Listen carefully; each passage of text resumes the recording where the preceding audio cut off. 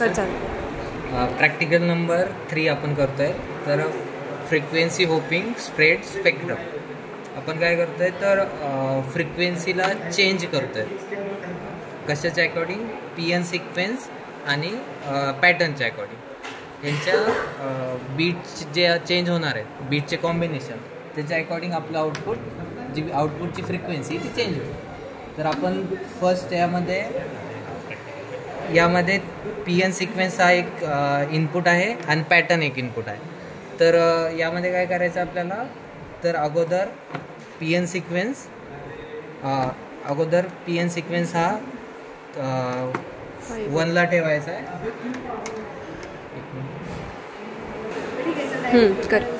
तर यामध्ये 2 इनपुट्स आहेत, पी-एन म्हणजे आपला पी-एन सिक्वेन्स आणि पॅटर्न. त्याच्यामध्ये एक कॉम्बिनेशन बनवायचं. फर्स्ट आपल्याला चेक करायचं आहे. तर 0 1 0 0 0 0 1 1 0 0 0 1 1. तर या 2 टाईपच्या फ्रिक्वेन्सी आहे. ही आपली मेन फ्रिक्वेन्सी आहे आणि ही फ्रिक्वेन्सी आपण ॲड करतोय, ॲड मायनस करतोय.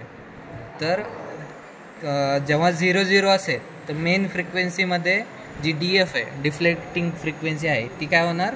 ॲड होणार. जेव्हा 0 1 असेल तेव्हा FC1 जी मेन फ्रिक्वेन्सीमधून DF मायनस होणार. तर 1 0 असेल तेव्हा मेन फ्रिक्वेन्सीमध्ये जी आपली दुसरी फ्रिक्वेन्सी मेन, 2 टाईप, मेन पण 2 टाईपच्या फ्रिक्वेन्सी आहेत, FC1 आणि FC2. त्यामध्ये काय होणार? ॲड होणार DF. जेव्हा 1 1 असेल तेव्हा FC2 मधून DF मायनस होणार. तर आपल्याला आता ही पॅटर्न 0 1 द्यायचा आहे. आपला जो 0 असेल तो म्हणजे ग्राउंड आणि जो 1 असेल तो म्हणजे 5 व्होल्ट. तर आपण हे कनेक्शन्स करू आणि त्याच्या अकॉर्डिंग ज्या आउटपुट फ्रिक्वेन्सी येतात ते नोट डाऊन करू. ठीक आहे. फर्स्ट काय होतं? 0 0. तर आपण पी-एनला पण 0 ठेवूया म्हणजे ग्राउंड, आणि पॅटर्न आहे त्याला पण 0 ठेवूया. दोन्ही फ्रिक्वेन्सी, दोन्ही पण आपण इनपुट 0 0 ठेवलेत. तर आता जे आउटपुट आहे ते आउटपुट चेक करू. तर हा प्रोबचा निगेटिव्ह ग्राउंडला कनेक्ट केला, पॉझिटिव्ह FHSSच्या आउटपुटला दिलं.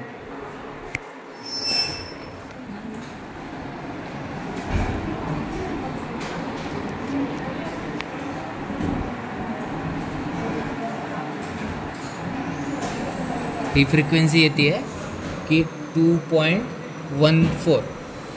ठीक आहे. जेव्हा 0 0 इनपुट असेल दोन्ही पण, तेव्हा फ्रिक्वेन्सी येते आपली 2.14.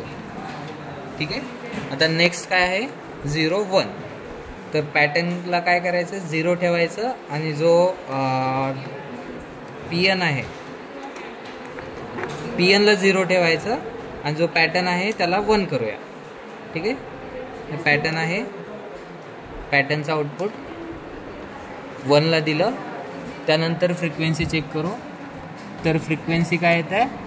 तर 1.7 किलोहर्ट्ज. ठीक आहे. नेक्स्ट काय आहे? 1 0. तर पॅटर्न आपल्याला 1 करायचा आहे, पी-एन आहे त्याला 1 करायचं आहे आणि पॅटर्नला 0 करायचं. ठीक आहे. तर आता आपल्याला आउटपुट फ्रिक्वेन्सी किती आहे ते बघूया. तर 2.6 किलोहर्ट्ज. ठीक आहे.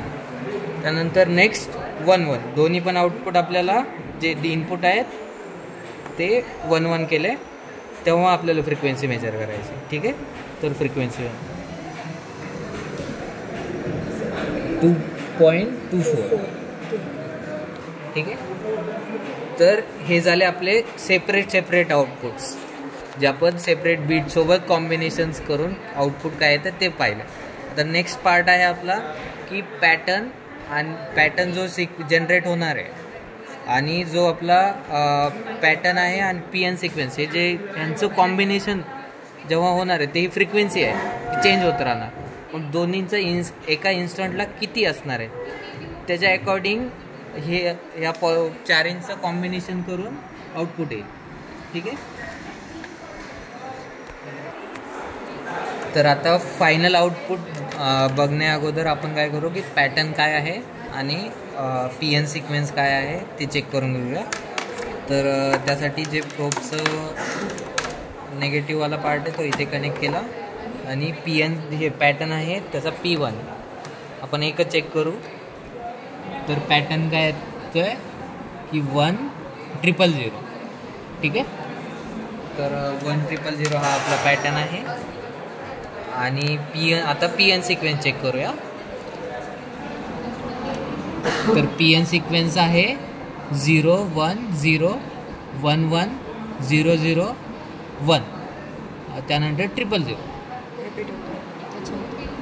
ठीक आहे.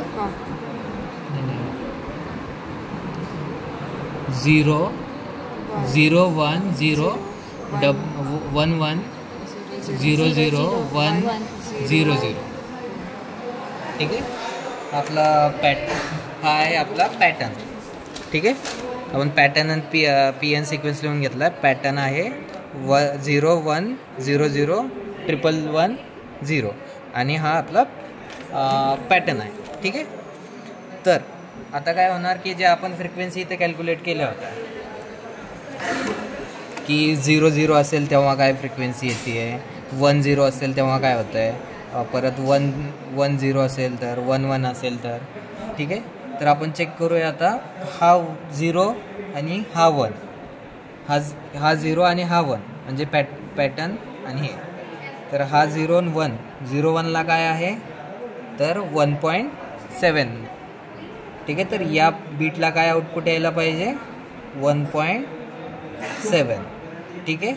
त्यानंतर 1 आणि 0 1 0 तर काय आहे त्यासाठी 2.6. ठीक आहे. तर या पॉईंटला काय यायला पाहिजे 2.6 फ्रिक्वेन्सी यायला पाहिजे. तर नेक्स्ट पॅटर्न काय आहे आपला 0 0. तर 0 0ला काय आहे 2.14. तर यासाठी 2.14. ठीक आहे. तर नेक्स्ट काय आहे 0 0. ठीक आहे. 0 0 0 0ला परत काय येणार 2.14. तर हाच पॅटर्न काय होणार परत रिपीट होत राहणार. तर याच्या अकॉर्डिंग आपल्या प्रत्येक बीटच्या कॉम्बिनेशनच्या अकॉर्डिंग आउटपुट फ्रिक्वेन्सी चेंज होती. तर तेच आपण आता लास्टच्या आउटपुटमध्ये बघणार आहोत की फ्रिक्वेन्सी आता डिफ्लेक्ट होत राहील सारखी, की बीट जसा चेंज होईल PN सिक्वेन्स आणि पॅटर्नचा तसे फ्रिक्वेन्सी आउटपुट फ्रिक्वेन्सी पण चेंज होईल. ठीक आहे. तर आता काय करूया जसं आपण सेपरेट दिलं होतं. आता PN सिक्वेन्स हा PN सिक्वेन्सला कनेक्ट केला, त्यानंतर पॅटर्नला कनेक्ट केला आणि आपण लास्टला FHSSचं आउटपुट बघ. ठीक आहे. तर हे आपलं आउटपुट आहे. हे दिसत असेल यामध्ये फ्रिक्वेन्सी काय होते डिफ्लेक्ट होती आहे सारखी. जसं बीट चेंज होईल तशी फ्रिक्वेन्सी इथे हे कमी झाली आहे परत वाढली आहे, कमी झाली आहे परत वाढली आहे. तर ही फ्रिक्वेन्सी आपण जे कॅल्क्युलेट केलं होतं त्याच्या अकॉर्डिंग चेंज होणार. ठीक आहे.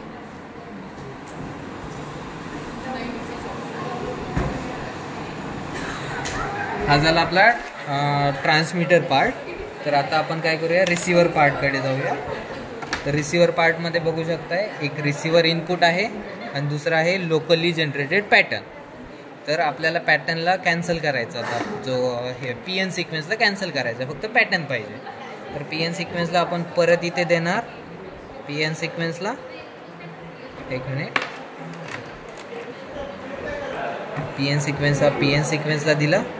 त्यानंतर जो आउटपुट आहे ते आउटपुट कनेक्ट करणार आपण रिसिव्हरच्या इनपुटला आणि त्यानंतर आउटपुट बघणार.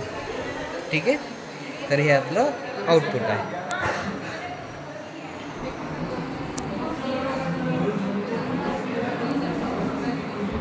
आता यामध्ये काय होतं आहे की आपलं आउटपुट काय होतं की 1000, पण आता ते चेंज झालं आहे, त्याचं इन्व्हर्ट झालं. तर आपण काय करूया एकदा स्विचला बंद करू, परत स्टार्ट करूया.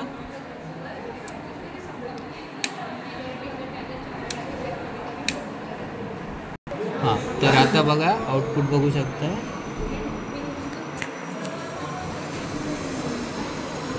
डिफ्लेक्ट नव्हतं बघा.